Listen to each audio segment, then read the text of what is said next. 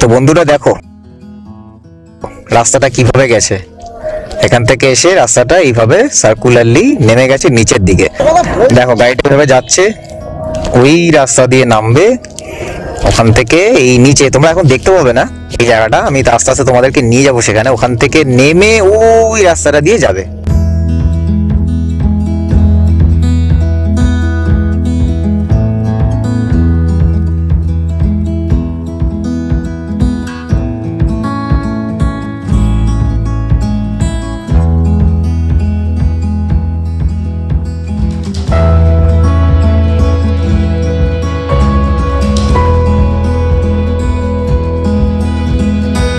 তো বন্ধুরা এখন ঘড়িতে বাজলো প্রায় 12:30। আমি আর আমার ভাই ময়ূক এখন আছি জামশেদপুরে। এদিকে হচ্ছে ট্যাঙ্ক ব্যাগ, এদিকে টপ বক্স, এদিকে সাইড স্যাডেল ব্যাগ।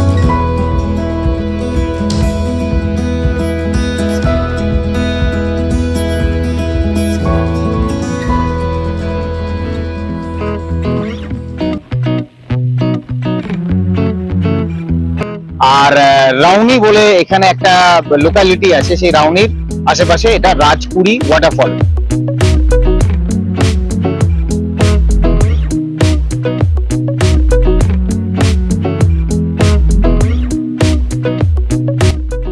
সাতটা সাথে এসে পৌঁছালাম দলমা তিবেত রিসর্টে। এর পেছনে অনেক বড় গল্প আছে, সেগুলো বলতে গেলে একটা কমপ্লিট ব্লগ সেখানে বেরিয়ে যাবে, তাও আবার 1 ঘন্টার।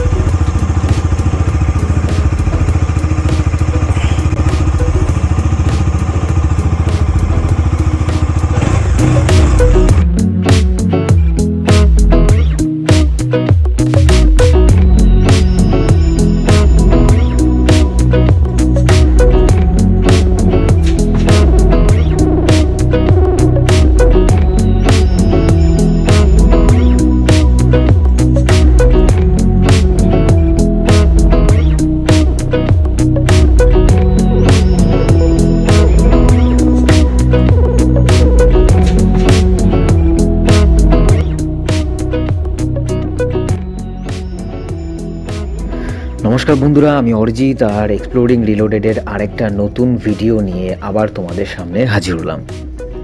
তো আমি এই ভিডিওটাতে তোমাদের বেসিক্যালি দেখিয়েছি যে ছত্তিশগড়ের মেইন পার্টে আমি যে যাচ্ছি তার ফার্স্ট পার্টটা, মানে কলকাতা থেকে রওনা দিয়ে কোথা থেকে যাচ্ছি আর রাস্তায় কী কী অ্যাক্টিভিটিস করছি, দেন কোথায় খাচ্ছি, কোন রাস্তা দিয়ে যাচ্ছি এবং সব শেষে আমরা কোথায় গিয়ে হোটেলে উঠেছি বা চেক ইন করেছি। তো মেইন পার্ট নিয়ে তো বলার অনেক কিছুই আছে, যারা তোমরা মেইন পার্ট সম্বন্ধে বিশেষ কিছু জানো না, ছোট ছোট পয়েন্টে আমি 2-4টে কথা বলে ভিডিওটা স্টার্ট করছি। তো first of all main part হলো ভারতের ছত্তিশগড় রাজ্যের উত্তরাঞ্চলের সুরগুজা জেলার একটি পাহাড়ি স্টেশন এবং ছোট গ্রাম। এটি অম্বিকাপুরের বিভাগীয় সদর দপ্তর থেকে সড়ক পথে প্রায় 55 কিলোমিটার দূরে অবস্থিত। এই যে এরিয়াটি আছে মেইন পার্ট, এটি কিন্তু ইস্টার্ন ঘাট মাউন্টেন রেঞ্জের মধ্যেই পড়ে, আর ছত্তিশগড়ের সিমলা বলেও এটাকে কিন্তু গ্র্যান্ট করা হয়। অর্থাৎ এখানে ঠান্ডাও কিন্তু সেরকম জাঁকিয়ে পড়ে এবং ল্যান্ডস্কেপের যে নেচারিস্টিক ভিউগুলো আছে সেগুলো কিন্তু দুর্দান্ত, দেখার মতো। তো মেইন পার্টের এই তো হলো বেসিক কিছু মানে বিবরণ। এরপর চলো 2-4টে ছোট ছোট কথা বলি। প্রথমত কলকাতা থেকে মেইন পার্টের one side by road distance আছে অলমোস্ট 700 কিলোমিটার, মানে রাফলি 720, খুব কম হলে 680 থেকে 690। আর যদি তোমরা অম্বিকাপুর রেলওয়ে স্টেশন থেকে মেইন পার্টকে কনসিডার করো তাহলে সেই ডিস্টেন্সটা পড়বে 50 থেকে 60 কিলোমিটারের মধ্যে। গাড়িতে ওই 1.5 ঘন্টা মতো সময় লাগতে পারে। বাই ট্রেন যেতে গেলে তুমি অম্বিকাপুর রেলওয়ে স্টেশনে নামো, সেখান থেকে একটা ক্যাব বুক করে নাও বা একটা গাড়ি রিজার্ভ করে নাও মেইন পার্টে যাওয়ার জন্য অ্যান্ড সাইট সিন করার জন্য। আমরা যে রুটটা দিয়ে গেছিলাম সেটা হলো কলকাতা থেকে বেরিয়ে কোলাঘাটটা টাচ করে খড়গপুরের পর ঘাটশিলা হয়ে খুন্তি এরিয়া দিয়ে গুমলা ক্রস করে যশপুর নগর এরিয়া দিয়ে মেইন পার্টে পৌঁছেছিলাম। বলে দিই যে কোন সিজনে তোমরা মেইন পার্ট যাবে। বর্ষাকালে একদম যেও না, তার কারণ মেইন পার্টের ইন্টেরিয়ারে কিন্তু রাস্তা প্রচণ্ড খারাপ এবং বেশ কিছু জায়গায় এখনও রাস্তায় কাজ চলছে। তো আগামী 2 বছর ওই রাস্তা কতটা মানে সারাই করা হবে আমার ব্যক্তিগত কোনো আইডিয়া নেই। সো দ্যাট ইজ ওয়াই আমি তোমাদেরকে বলবো যে মনসুনটা তোমরা অ্যাভয়েড করো। বেস্ট সিজন হলো অক্টোবর থেকে শুরু করে তোমরা কিন্তু ফেব্রুয়ারি পর্যন্ত যেতে পারো। মার্চের সময়টা যেও না, গরম পড়তে পারে। এরপরে বলে দিই একটা সাবধানবাণী ছোট করে, মেইন পার্ট এরিয়াটা বেসিক্যালি একটা ট্রাইবাল অ্যান্ড রুরাল এরিয়ার মধ্যে, মানে একেবারে ইন্টিরিয়ার এলাকার মধ্যে পড়ছে। তো ওখানে র্যান্ডাম যে কোনো জায়গায় কিন্তু তোমরা গাড়ি দাঁড় করিয়ে ফটো সেশন বা ভিডিও করার আগে একটু ভেবে নিও। লোক্যালিটি কিন্তু সব সময় সব জায়গায় সুবিধার হয় না। আমি এখানে কাউকে খারাপ বা কাউকে ভালো বলছি না, but it's all about your personal safety. জায়গা বুঝে দাঁড়িয়ে ভিডিও বা ফটোশ্যুট করো, আর হঠাৎ করে র্যান্ডামলি কারোর সাথে কিন্তু কথায় জড়িয়ে যেও না, অ্যাজ ইন তর্কাতর্কি হতে পারে বা বেশি বাকবিতণ্ডা হতে পারে, এই ধরনের কোনো কিন্তু অ্যাক্টিভিটিস কাইন্ডলি করো না। Once you enter Mainpat everything will be all right. Mainpat এরিয়াতে পার্টিকুলারলি কোনো ইস্যুস নেই, তুমি যেখানে দাঁড়িয়ে যত খুশি ফটো ভিডিও শ্যুট করতে পারো। ফার্স্ট পার্টে আমি আবারও মনে করিয়ে দিই, check in to the Mainpat hotel, journey from Kolkata to Mainpat. তারপরের এপিসোডগুলোতে আমি তোমাদেরকে দেখাবো মেইন পার্টে তোমরা কী কী সাইট সিন করতে পারবে। ভিডিওটা ভালো লাগলে লাইক করে দিও। চ্যানেলে যদি নতুন আছো, if you are watching this video for the first time, আমার রিকোয়েস্ট কাইন্ডলি সাবস্ক্রাইব করে দিও। বেল আইকনটা ক্লিক করে রেখো, অল বাটনটা সিলেক্ট করে, যাতে করে যখনই একটা ভিডিও দেবো নোটিফিকেশান তোমার মোবাইলে চট করে চলে আসবে।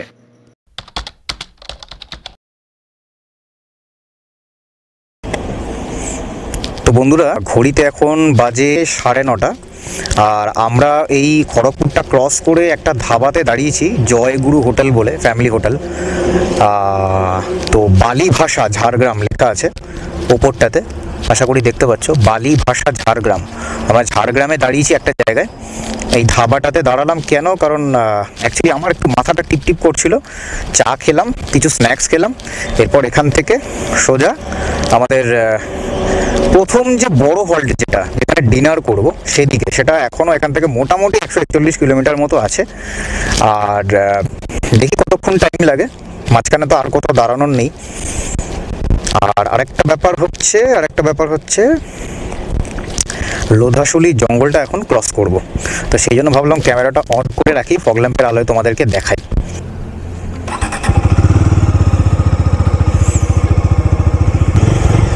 ঘড়িতে পাক্কা 9:28, প্রায় 9:30 আর কি।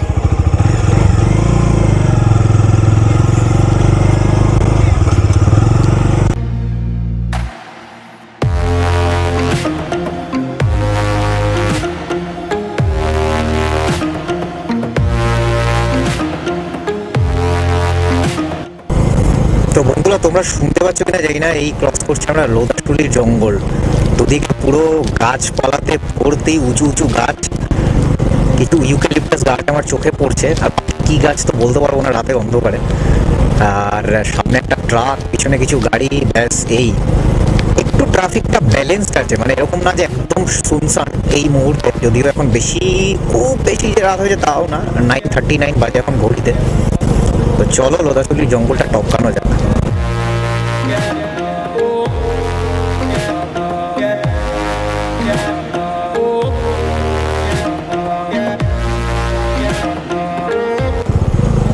তো বন্ধুরা, আমরা ক্রস করছি জামশেদপুরের একদম মাঝখানে একটা চক আছে সেন্টারে, মানে জামশেদপুর প্রপার ঢুকে গেলে সেখান থেকে ডান দিকে চলে গেলে ডিগনা লেক পড়ে, সেই সাইনবোর্ডটা জাস্ট বেরিয়ে গেল আমি, তারপরে এই অ্যাকশন ক্যামেরাটা অন করলাম। আর একটা কথা হচ্ছে যে তারপরে ক্যামেরাটা অন করলাম, তো এখন জামশেদপুর সিটির মধ্যে দিয়ে যাচ্ছি। ইচ্ছে আছে এখানে খাবো কোথাও, কিন্তু টাইম যেটা বলছে ঘড়িতে 12:18। আমি জানি না কোনো খাবারের খোলা থাকবে কিনা, মানে কোনো হোটেল বা কোনো ধাবা। আর পেলে আমার মনে হয় জামশেদপুরেই পাবো, কারণ এখান থেকে বেরিয়ে গেলে না পুরো মানে প্রপার ভিলেজ এরিয়া। তো বন্ধুরা, এখন ঘড়িতে বাজলো প্রায় 12:30। আমি আর আমার ভাই ময়ূক এখন আছি জামশেদপুরে, মানে ঝাড়খণ্ডের পরে আস্তে আস্তে ক্রস করব। মানে সামনে আছে আপনার হচ্ছে গুমলা। ডিনার করতে দাঁড়িয়েছি এখানে, এটা ধাবাটা হচ্ছে বাবা ভূতনাথ ধাবা। আর বাইকের সেটআপটা আমি আরেকবার তোমাদেরকে দেখি। হচ্ছে ট্যাঙ্ক ব্যাগ, এদিকে টপ বক্স, এদিকে সাইড স্যাডেল ব্যাগ, গাড়ি ফুল প্যাকড আপ আছে, লোডেড আছে। বাট হ্যাঁ, একটু ম্যানেজ করে লাগেজটাকে সুন্দর করে মাউন্ট করেছি বলে অতটা লোড ফিল হচ্ছে না। আর তাছাড়া রাত্রিবেলা মানে যেহেতু ট্রাফিক নেই সেহেতু অতটা গিয়ার শিফটিং ক্লাচিং করতে হচ্ছে না, সেই জন্য অসুবিধা হচ্ছে না। এই হলো গাড়ির সেটআপ। আমি অর্ডার করেছি চিকেন বাটার মশলা, এই হলো সেটা। এদিকে রুটি দুটো, ওদিকে দুটো রুটি, সাথে স্যালাড, 2 গ্লাস জল, আর এই আমাদের সরঞ্জাম সমস্ত রেখেছি এখানে। এই ময়ূক একটু কোমরটা ফাটিয়ে অ্যাডজাস্ট করে নিচ্ছে, পেছনে বসে বেচারা একদম একদম ঠান্ডা, একদম জুবুদুবু হয়ে গেছে। তো ঠিক আছে, খাওয়া দাওয়ার পরে আবার আপনাদের সাথে মোটো ব্লগিং সেটআপে দেখা হচ্ছে।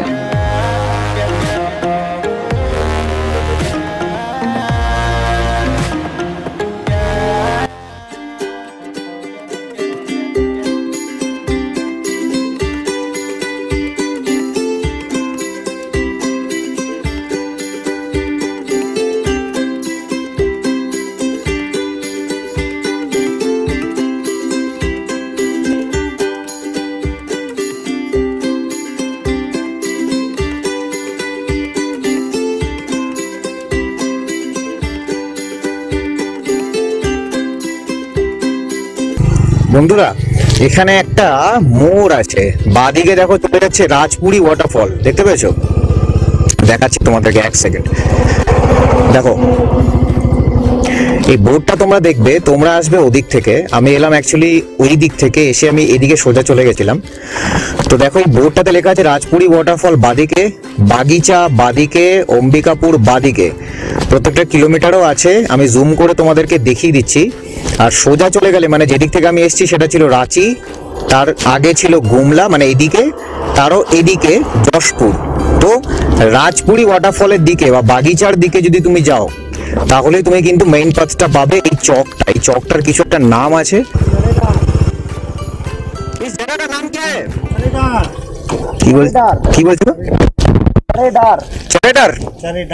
चरेडार। अच्छा अच्छा अच्छा, मेन पथ इधर है ना? मेन पथ, हाँ बगीचा हो गया ना? अच्छा अच्छा, चलो देखे तो नीले बुझे गए सब।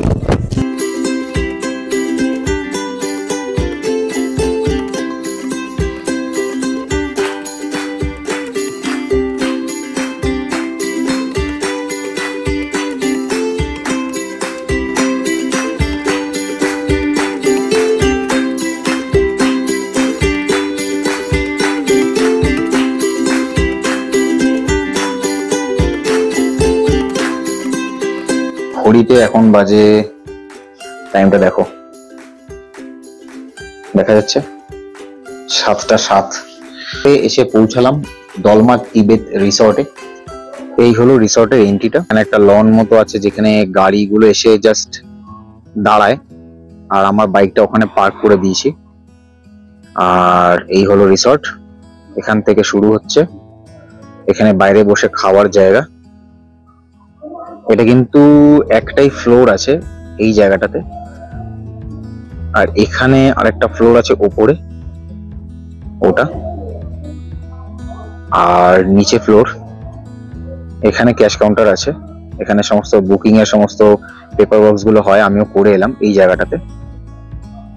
এখানে একটা ছোট টেবিল, এখানে একটা ডাবল বেড, ঠিক আছে, ওকে। এখানে একটা ওয়ার্ডরোব আছে, ওখানে একটা ওয়ার্ডরোব আছে, এখানে একটা ফাঁকা একটা জায়গা, এখানে একটা এই টিভি রয়েছে, ওদিকে আয়না রয়েছে। আর এই হলাম আমি। ওর সময় এটা একটা প্যান, ওটা আর কি দেখাবো। এদিকে ছোট জিনিসপত্র রাখার জায়গা, একটা বালতি, একটা টুল, আর গিজার ফ্যাসিলিটি আছে। Thank god. সময় অনেক বেশি লেগেছে। কেন লেগেছে?